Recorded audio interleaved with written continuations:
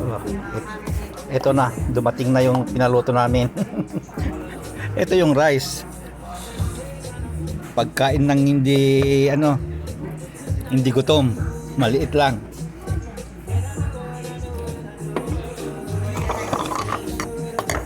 Tikman natin, kaya lang walang spoon, puro puro chopstick at saka buti mo kumuha mo ganito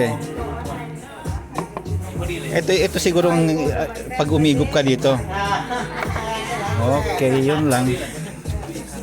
Hindi ako kumuha ng soda kasi alam nyo naman libre sa amin silang kumuha, tubig lang kami. Yung asawa ko naghati lang sila kasi konti lang iniinom din. Okay, kaya ngayon kakain na kami. That is for you na kong Okay. Okay. Okay, kainan na. Gutom na ang mga people. Bye.